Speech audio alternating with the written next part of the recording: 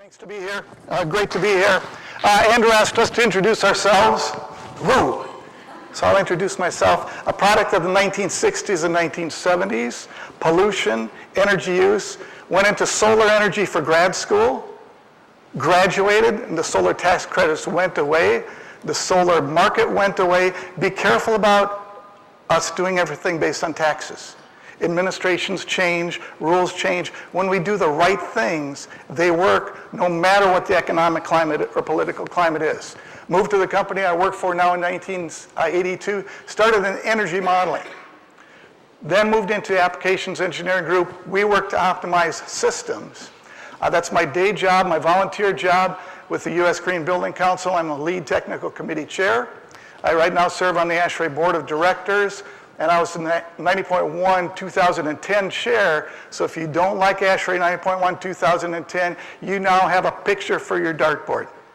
But enough about me. We're going to talk about chilled water plants today and upgrading existing chilled water systems. You saw a version of this slide before, twice already. This is a different percentage, a different time scale. What we're talking about is that 12-year period.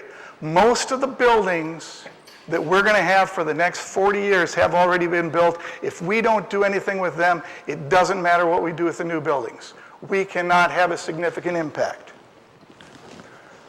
We're going to, when we look at existing things, we want to use that existing infrastructure whenever possible. We sometimes handcuff ourselves by what people did in the past. Secondly, we're going to reduce the energy usage, but we can't cheat.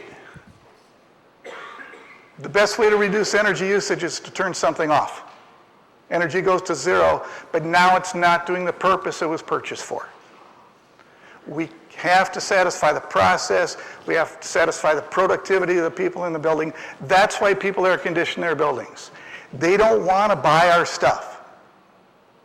They want productive people. They want comfortable people. They want healthcare people that can cure people in their buildings. They want patients who can go home earlier because they're healthier. And then the economics portion. So let's talk about these. I'm with Doug too.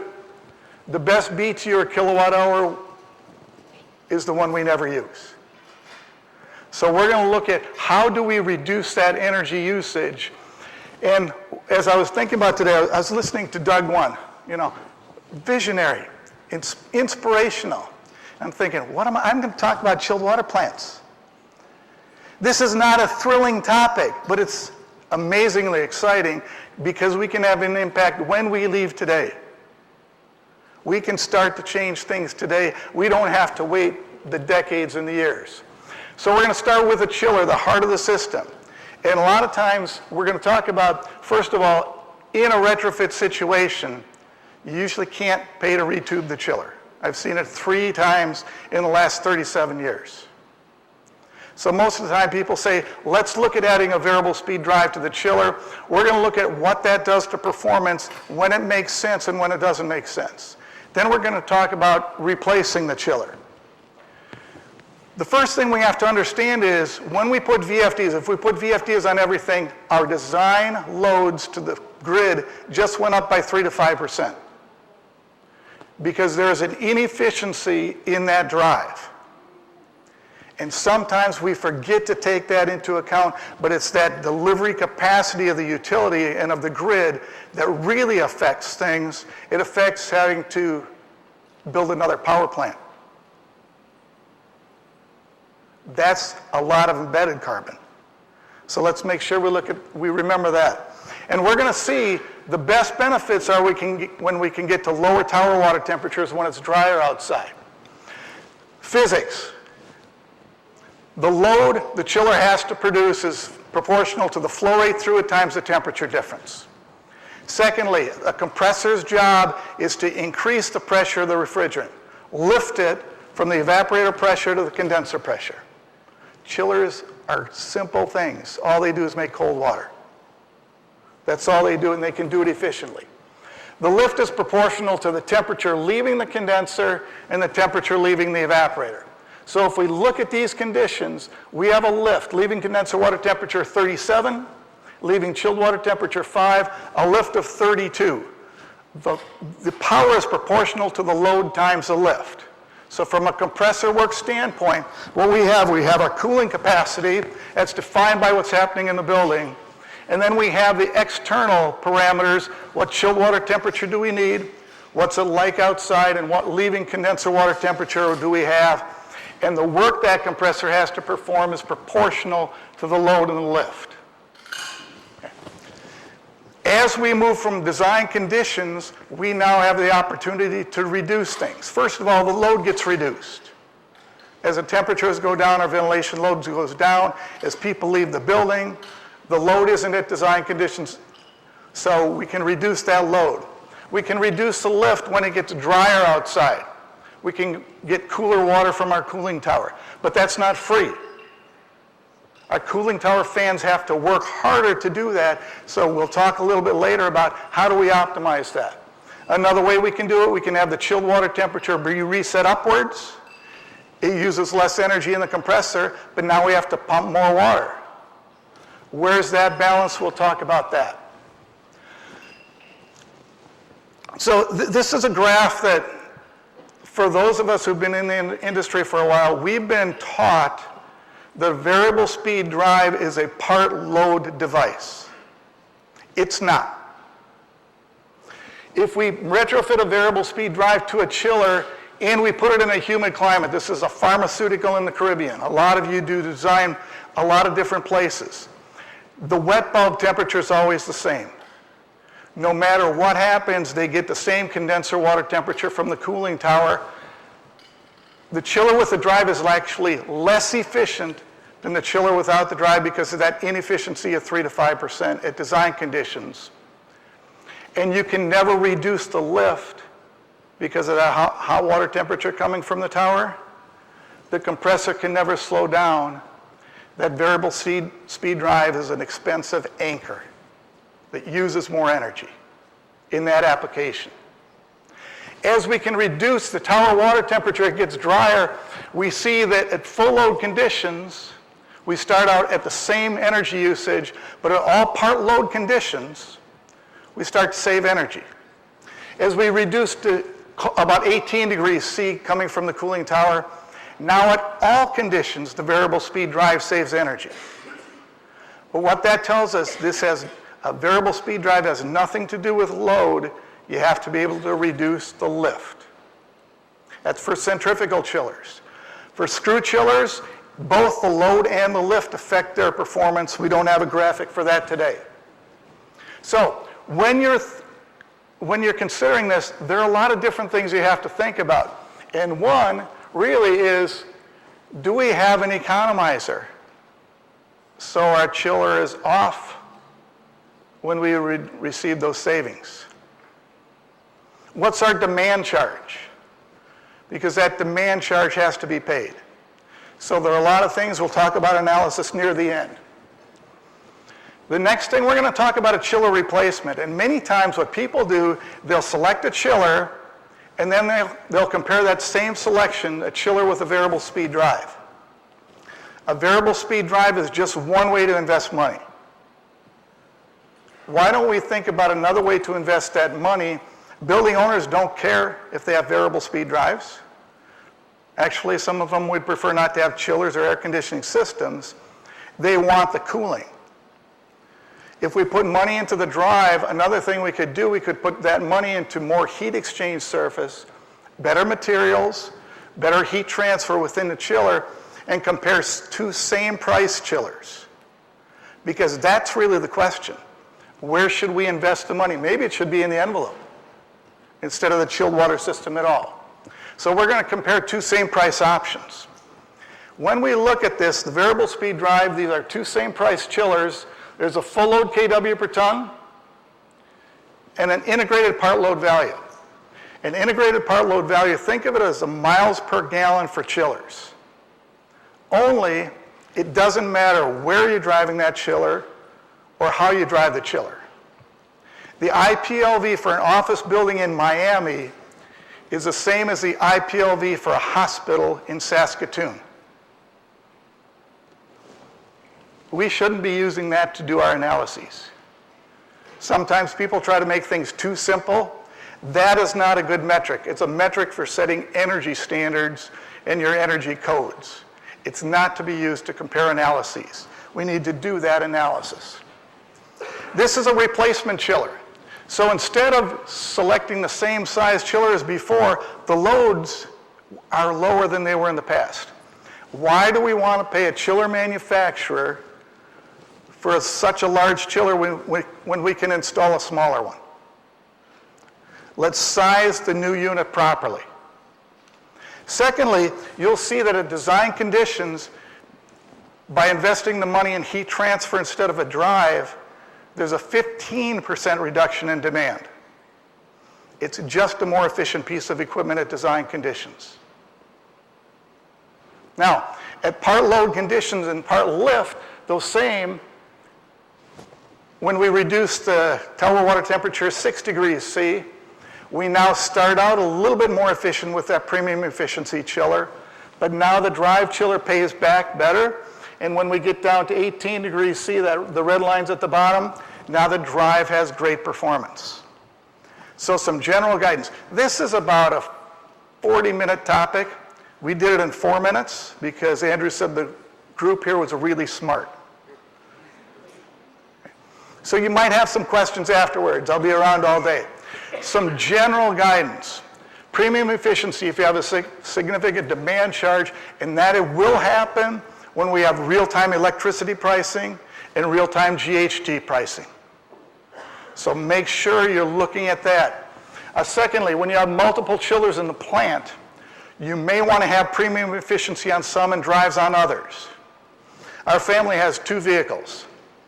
One gets us from A to B in 1983. We bought a car that had 45 miles per gallon. It wasn't hybrid. The other vehicle we had to fit 5 people and a drum set. Do we buy the same vehicles for both duties? No. Not all the units in your plant have to be the same. Purchase the VFD chiller. Maybe you only put it on one chiller that's going to operate at those low wet bulb temperatures. Premium efficiency for those units that are going to operate first on the high demand days. Let's use our brains and give the building owners what they need with the technologies. Sometimes I get accused of being anti-variable speed drive because I tell people how they work when they make sense. I love drives. Actually, I've never known a drive, if you think of it. But when we use them appropriately, and any technology appropriately, that's when we provide value to the building owners and operators. And that's when we can really start reducing our impact on energy use and carbon. Next subject. Our design conditions. Doug 1 talked about the status quo. In our industry, from a chilled water system perspective, this is our status quo. We've been designing chilled water systems at the same temperatures and temperature differences since 1940.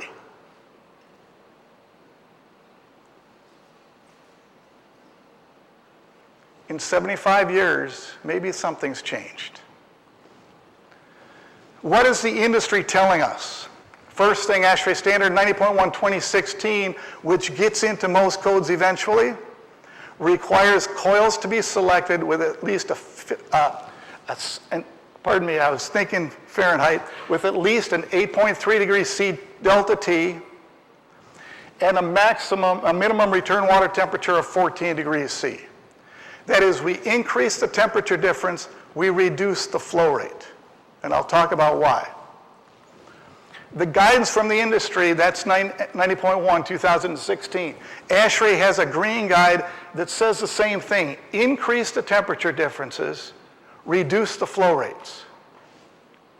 Kelly and Chan were 2 consulting engineers who wrote an article in the 1990s that said, we need to reduce the flow rates in our systems. Steve Taylor wrote 5 ASHRAE journal articles, and in 2011 and 12. In 2011, December the 3rd article, it's golden for chilled water plant designers. It talks about the why, it talks about the reasons we're doing this. And a couple things he said was increasing the delta T works no matter what the load is. It works if you have an office building or a data center, a variable load or constant load. Secondly, it works no matter the chiller technology, therefore no matter the chiller manufacturer. If somebody, chiller manufacturer, including us, comes to you and says, this doesn't make sense, do the analysis. You have the analysis tools. This is not rocket science. So if the industry is telling us to do these things, the question is why?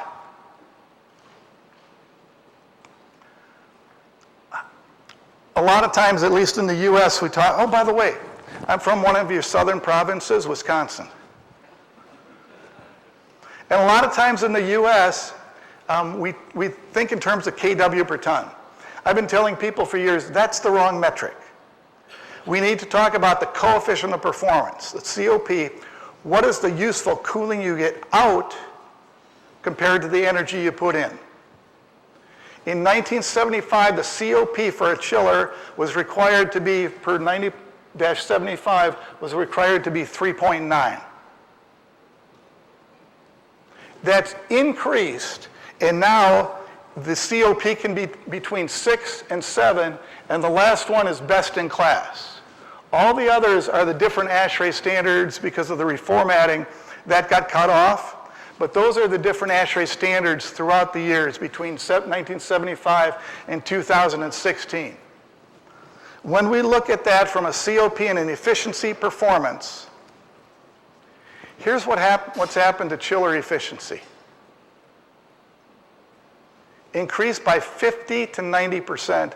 And those who have been around will tell you the chillers cost the same today as they did back in 1980 on a dollars per ton basis.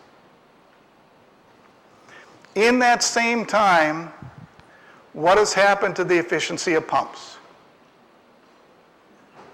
This is the audience participation portion of the program.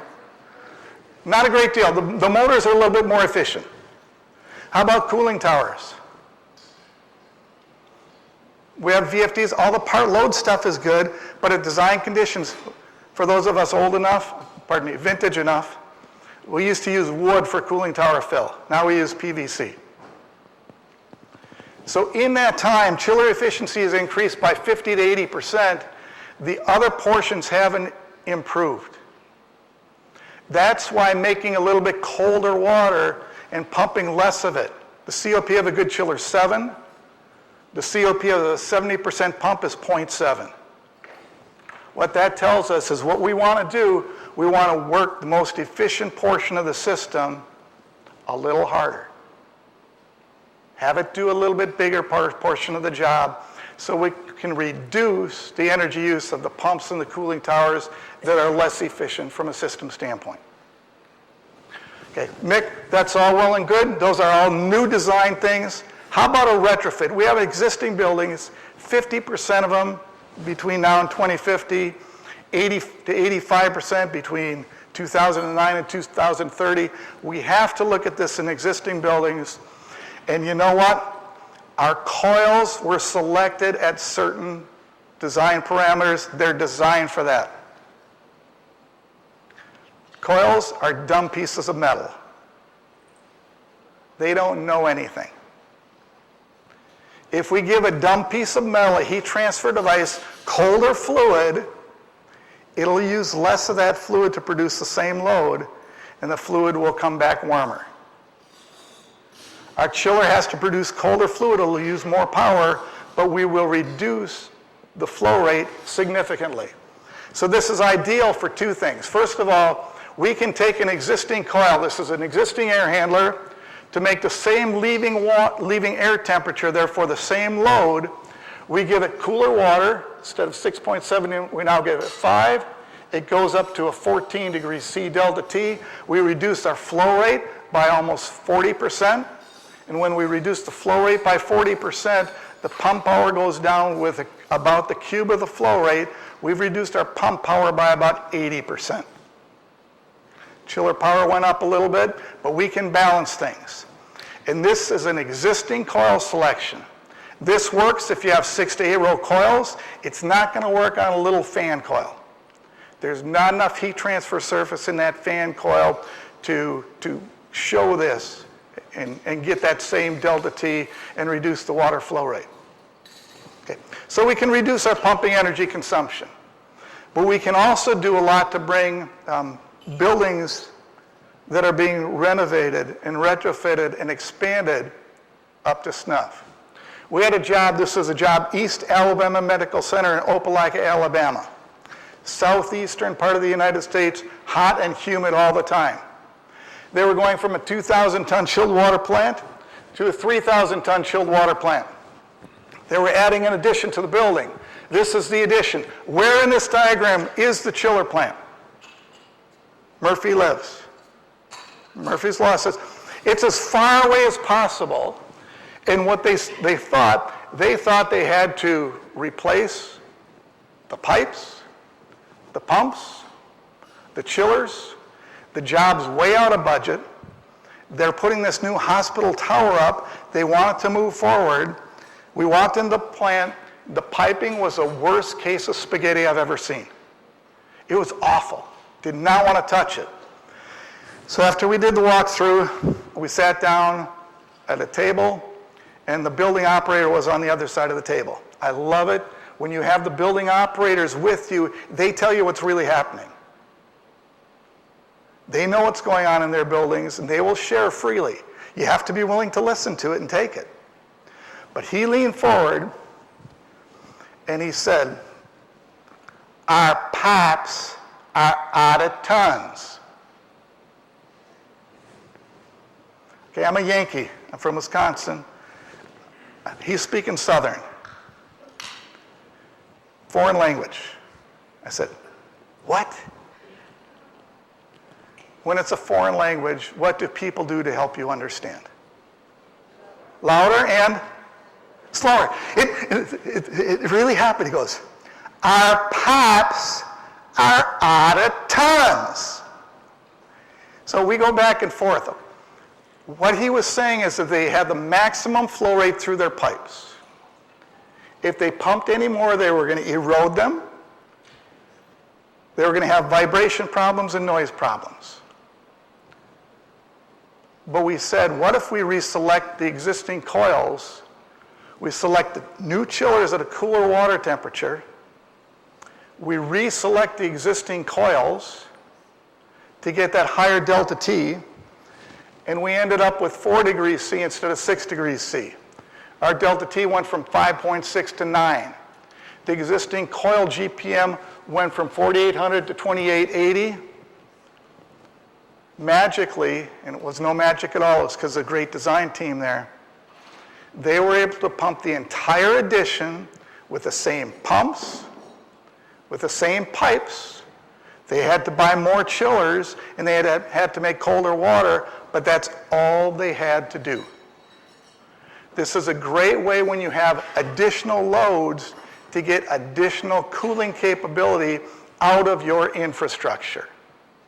Because your infrastructure is what costs a lot. And now his pipes are no longer out of tons.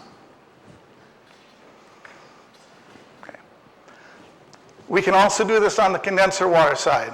I get a chance to talk to a lot of project teams. Every 2 weeks, the owner turns to the engineer or vice versa and says, that's our building. Our load's expanded. We've had an expansion. We put servers in, whatever they happen, more people in the building. They need more capacity. Time to replace the chiller. The cooling tower was refurbished a couple years ago. The pipes and condenser water pumps are in good shape. The pipes run under the, insert the name here, the doctor's parking lot, the teacher's parking lot. They'd really rather not dig them up. But the first thought is they have to replace everything. Like a coil, a cooling tower is just a heat exchanger. If you give it warmer water, the same flow rate, therefore the same pipes, warmer water, send it out warmer, have your design wet bulb temperature here in Ottawa. We can easily get 50% more capacity out of that cooling tower and take care of the issue. However, the problem here is a chiller sending water out to the cooling tower at 39 degrees will not be as efficient as one at 35 degrees. There's no free lunch. But many owners have found this a way to bring the job back into budget, in their capital budget today, and in 2 years they can replace the cooling tower with a larger, more effective cooling tower and get that water temperature down and therefore get the system efficiency to a better point. But this is a great way to do retrofits by using the existing infrastructure. So what I tell people, don't let yourself be handcuffed by what the last designer did. Use your brains, use what's there, find out what their issues are, and move forward. How about changing the system configuration? A big thing in this industry today is variable primary flow systems.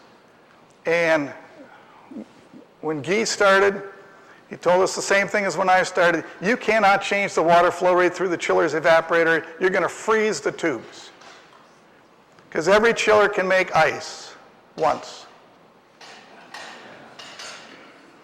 And it's not fun if it makes ice once because the tubes rupture and it's going to have to be replaced almost for sure.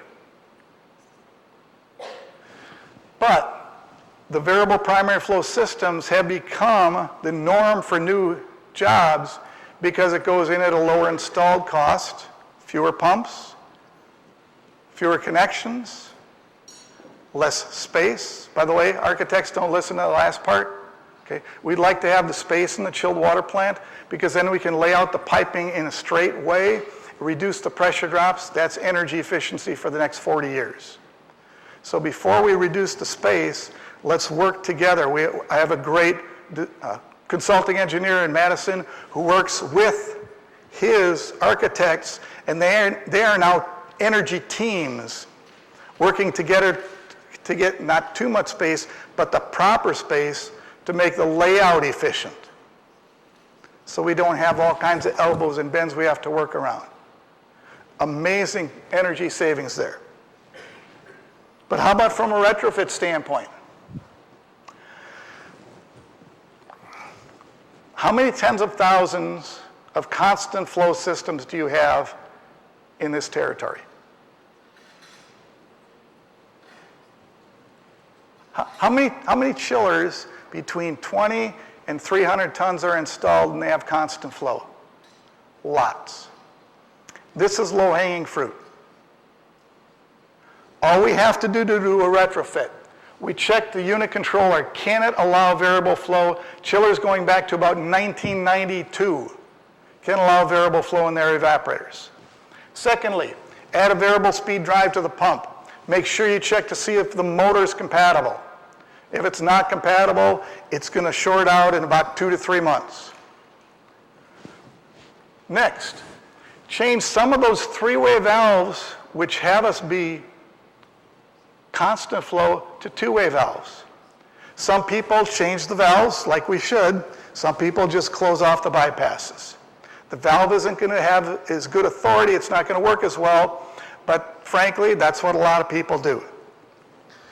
Leave enough three-way valves to allow the chiller's minimum flow rate. Put a DP sensor out of the three-way valve that's furthest away. You now have a variable primary flow system for the cost of a variable speed drive, changing some valves, a sensor, and a controller.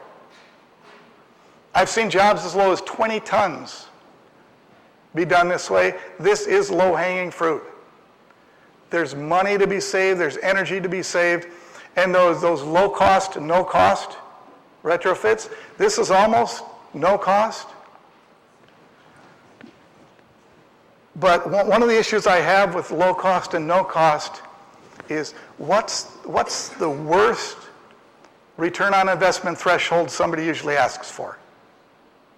3 years? But now we're giving them one that pays back in 2 months.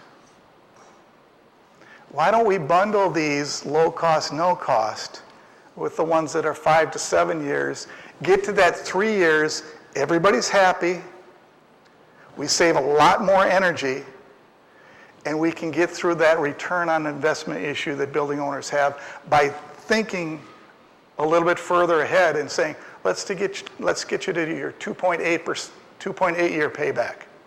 Let's bundle things so we can get that through our economic process. Some people, okay, the old way we designed chilled water systems, we had primary, secondary systems. We had a pump per chiller. We had variable speed drives on the distribution pumps. And some people say, well, what I want to do, I now, because variable primary flow is the best thing since sliced bread, it saves installed costs, it saves operating costs. I want to retrofit this to a variable primary flow system. So first thing we do, we take out the primary pumps. Next thing, we have to move the secondary pumps, and it has to be a little bit bigger because now it's pumping the pressure drop through the evaporator. Next thing we have to do is that bypass line is too big, and we need to put a control valve in it to allow us to do the minimum flow rate. We need to sense the water flow rate at the chillers. Basically, we have to redo the entire chilled water plant.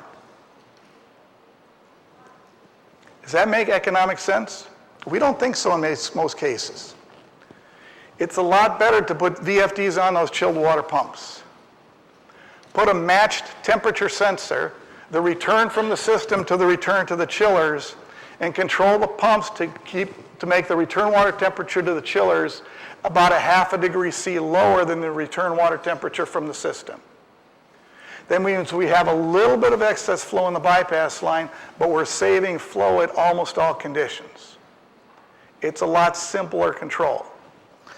We do have to monitor the flow rate through the chillers. We can do that usually with a differential pressure sensor, equate differential pressure to flow rate. And if we get close to a chiller's minimum flow rate, we override the temperature control to make sure we keep the system operating properly. That's a small investment for significant pump savings. Let's be about doing that. So, our next lesson is, when we're working with building owners and operators, let's make sure we're using today's technologies. Let's not think the way we thought when some of us came into the industry in the 1970s and 80s. Let's learn from the mistakes or things that we couldn't do then, and let's move forward with what we can do. This is a reference of variable primary flow systems if you're not familiar with them. And I was looking at these a couple months ago, and one of the things I noticed is there's not a reference newer than 2002. In the 1990s, this was a significant thing to change. 2002, that means we've got this figured out. You're not going to be the first person in your territory to do it. You're not going to be on the bleeding edge of technology.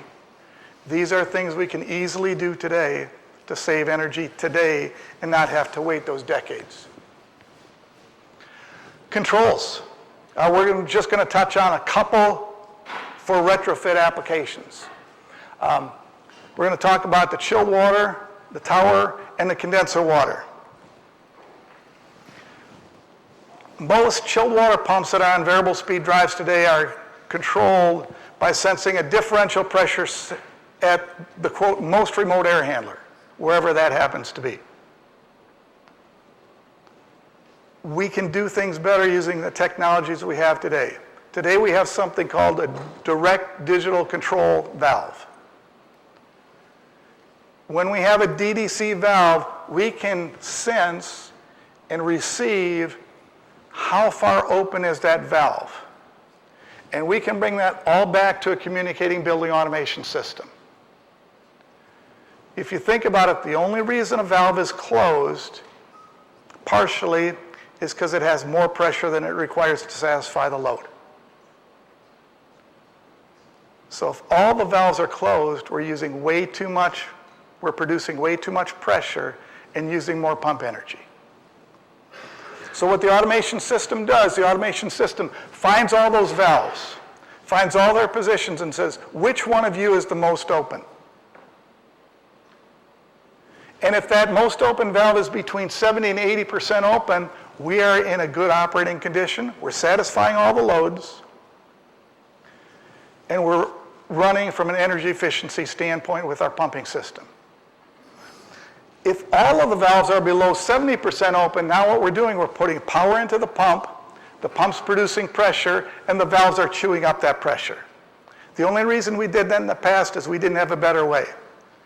Now we look at that critical valve, if it's below 70% open, we reduce the pump operating pressure, it slows down, the valve comes back into that dead band, and we reduce our pumping energy.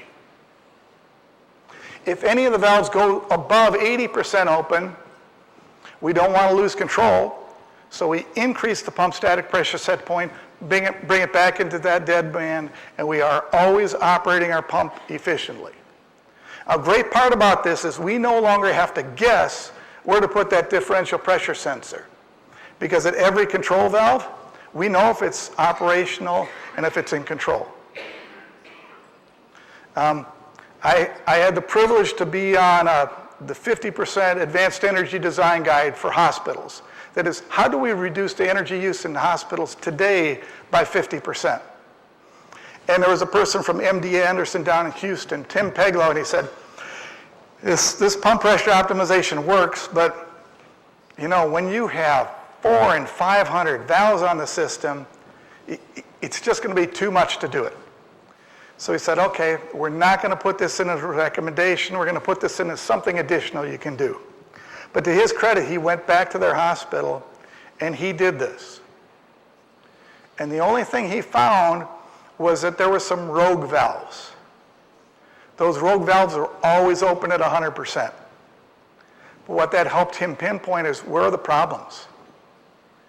The reason a valve is open 100% is either because it's not designed properly, it's not working properly, perhaps the orthopedic surgeon was too warm, had the other people on the medical team call the facility people. They said, set the supply air temperature down to 45 degrees.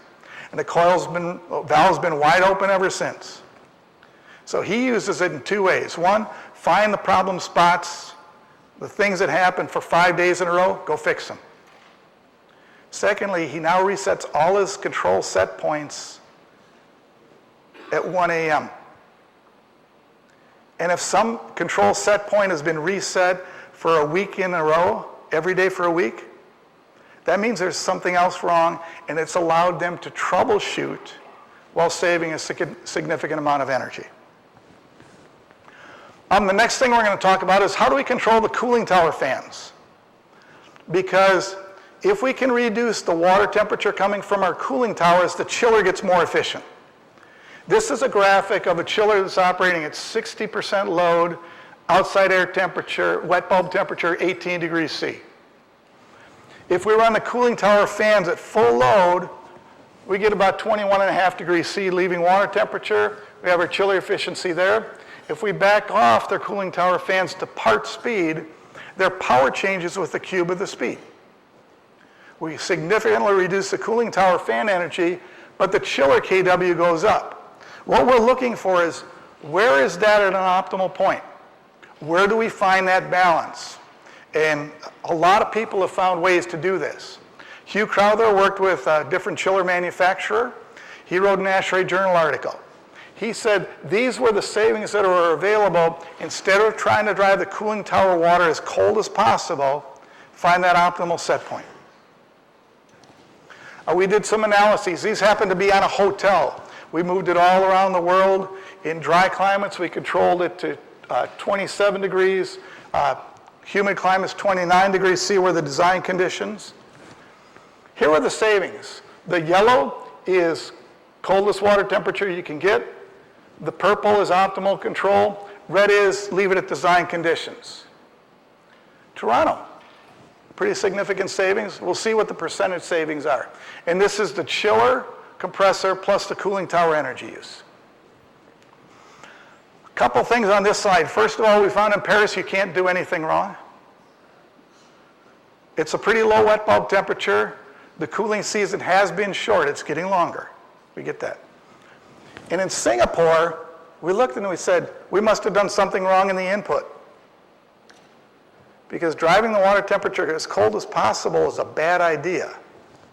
until we started to think about what's the weather like in Singapore.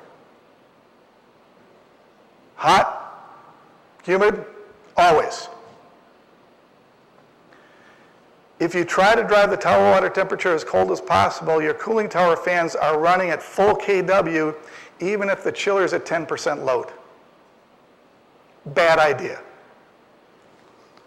These are the percent savings available. 14% of the chiller plus tower energy in Toronto by just finding the optimal set point. That's a little bit of programming, a little bit of hardware. What do you need to know? You need to know what are your tower design parameters. What type of compressor do you have? Is it a screw? Is it centrifugal? Does it have a variable speed drive? And then there are two variables. What's the load on the chiller right now? And what's the outside air wet bulb temperature? So you need only three things. System level controls, variable speed drives on your cooling towers. Be really careful about doing it with 2-speed fans, because if they hunt too much, you eat up the gearbox. And if I see him here in Ottawa, I will buy the person who bought a gearbox another beer, because I've done it every time I've been in Ottawa since we ate up his gearbox. But variable speed drives, and then a high quality dew point sensor. This is available from all the automation providers. We've all had the programming for at least 15 years. You can get competitive bids if you want, and those savings are significant. It's a simple thing to do. Let's be about doing it. The lesson here is we have to remember where the meter is. Oftentimes we get tunnel vision. The chillers, the biggest motor in your building, do anything you can to reduce its kW and kWh. Chiller's COP is 6 to 7. Work it a little bit harder and remember where the meter is. That's what the building owner pays for, the entire system, the entire building. Finally, how are we doing here? Oh, I can talk about this, cool. I didn't know if I'd have time. I originally hid this slide. Condenser water flow rates and putting a variable speed drive on the condenser water pump.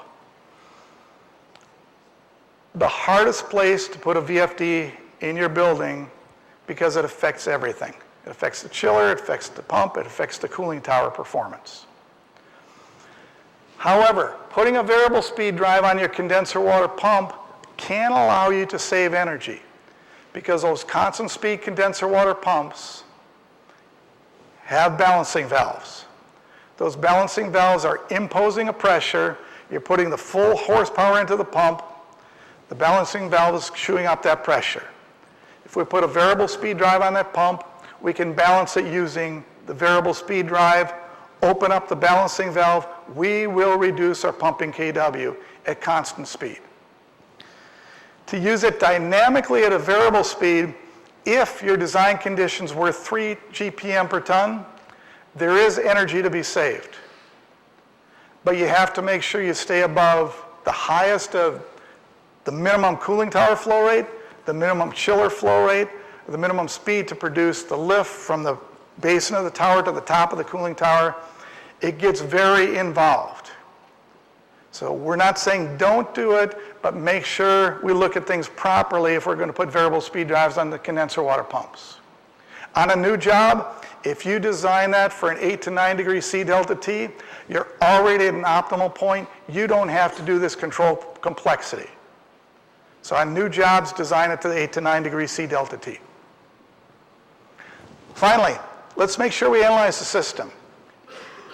A spreadsheet and a bin analysis tool are not an analysis tool. There are tools available. What's the weather? What's your building load look like? What are your utility rates from a demand standpoint and a consumption standpoint? Do not put them together. We will give the building owners the wrong answer if we do that, because demand can be a significant part of our bill. Do we have an economizer where the units are off? There are a lot of programs available. Some of them only take 30 to 45 minutes. You can get a good idea of the savings that are available. You don't have to take a week or two to find it. You may want to do a further analysis if you're doing a performance contract, but for most jobs, that 30 to 45 minutes is well within the time available to do analyses and provide value. So we talked about, do we retrofit or replace the chiller? Understand the variable speed drive is a part lift device. We have to get cooler tower water temperature or increase our chilled water temperature. Make sure you don't handcuff yourselves with what the last engineer and last design and project team did. Use the existing infrastructure, reselect coils to reduce the flow rates on the pumps, reselect your cooling towers to get more capacity. Consider variable primary flow or the retrofitting to variable primary or variable secondary. Pump pressure optimization and chiller tower optimization are significant energy savers for a small, almost low or no cost that could be bundled with other things that save energy to get us back to that 3 to 5 year payback. And then perform a real analysis. This is based on an ASHRAE Journal article, so a lot more information is available there, but I guess I'd like to leave you with a thought. And that is, our oldest son's 31 years old now. When he was 4 years old, he came up to me and he said, "Daddy, what do you do?" I optimize chilled water plants. They save energy. Oh boy. And I thought for a while and I said, "Ben, I solve problems. We get to solve puzzles. That's what you do every day. And what's cool about it is when we do it right,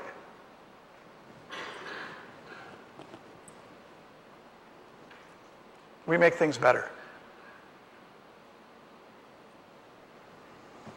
We can do it every day. We can do it today. We can do it tomorrow. We can do it next week. There's no reason we have to wait. And how great is that? To have the privilege, to have the technologies, to make an impact today that can carry forward through our entire lifetimes. So with that, I and whoever wants to ask questions are the only thing standing between you and lunch. If there's anybody who'd like to ask a question, please raise your hand and they'll get the microphone to you. Please. Can everybody hear me? Not yet. Try again. It's on? There you go. Wonderful. I realize I'm going to ask you how big a wheat field is, unfortunately. But I'm going to go ahead and reveal my complete ignorance of chiller systems. Yep. And ask you, what is a typical price range for the projects like this that you have done in the past, even if you Sure. can get it within an order of magnitude? Great question, very fair question. One of the things in our group is they don't let us handle money. And there's a reason. I'm a PE, professional engineer. I don't stamp drawings because we don't compete with our consulting engineer customers. But a lot of times when money comes into the situation, things get more subjective and less objective. And our job is to work with the building owners to say, here are options that are available. The controls things we talked about, a lot of times people don't bundle those, and those paybacks will be in the 3 to 6 month standpoint. It's for the pump pressure optimization, it's controllers, it's getting the signals back to your building automation system that are already there. So the biggest cost there is the communications, just getting back to the system. The programming is understood. For someone with a psychology background, Yeah, okay. not an engineering one, I have no idea how much it could cost. An automation system costs $10,000 to $15,000 10 to 15,000? to do the controls things that we talked about. Okay. Yep. No, great. Thanks. Those are great questions. There are people here from different companies who I'm sure can help you with the answers from an economic standpoint. When you're talking about replacing things, that's when the dollars start increasing. But when you're talking about same price units and comparing them, that's just looking at things, what's the better investment? So, I'd say anywhere between $10,000 and if you're replacing an entire chilled water plant, maybe $500,000. But if the plant has to be replaced, it's time to replace it. Let's do it right. So moving forward the next 30 years, we can make it better. Thank you. You're welcome. Thank you for the background. I knew when I looked at who was going to be here that this wasn't necessarily built for everybody. But I hope there are answers out there for you and the people with those answers. Yes, sir. Would you care to comment on the pros and cons between in Canadian winter climates, having a small winter chiller versus a tower cycle? Sure. In the past, a lot of people would select a small chiller to operate during the winter time, and then the larger chillers operating in the central plant during the rest of the year. There's actually an ASHRAE Journal article we wrote about 2 or 3 years ago that looked at that. Should we put in what's called a pony chiller? And from our standpoint, from an economic standpoint, an energy standpoint, in cold climates, we don't think so anymore. And the reason is, with a variable speed drive on one of those chillers, those larger chillers, it can unload usually to about 10 or 15%. You have cooler tower water temperature, so you are getting all those energy savings. They can be the same size as the other chillers, so the plant install cost doesn't have to go up. Because when we have the small chiller, now we have another set of pumps, we have another set of pipes. If it's water cooled, we have another set of condenser water pumps, maybe a different cooling tower. So for most cold climates, it probably does not make economic sense to have those pony chillers anymore. One of the things we did find that in humid climates, it makes a lot of sense because I'll also go, you have to make sure that the system is a constant flow and things like that. The pumps have backed off on their flow rates. We're doing proper tower control and condenser water pump control. But in humid climates, it made sense because they operated so many of those weekend hours at those low load conditions. So I'd say there's some energy savings, but not nearly as many now today that we have variable speed drives on one of the chillers. Tower cycle? The cooling tower, pardon? We're using a cooling tower for chilled water production, heat exchange. Yes. Well, not in the humid climates, certainly not. But yes, in the coldest climates, either an indoor sump we see or a heat exchanger and a closed circuit cooling tower. Yep. Great. Thank you for the question. Yes, sir. Yes, can you comment on thermal siphons? Do they make sense? Thermal siphon, can you Thermal give me your siphon. definition of a thermal siphon? Thermal siphon chiller. So what it is you use the chiller Oh. as the boiler. Yep. You don't use a compressor in weather less than 0 degrees C. Use it, okay, certainly. There's a technology available that from a chiller standpoint, the refrigerant will flow from high pressure to low pressure. When we can get very cool tower water temperatures, or dry cooler, correct.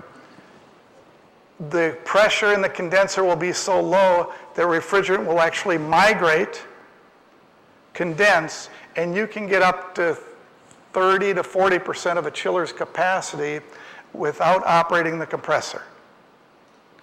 So from an energy standpoint, an infrastructure standpoint, if your load conditions match up with that 30 to 40% of a chiller's capacity, ideal.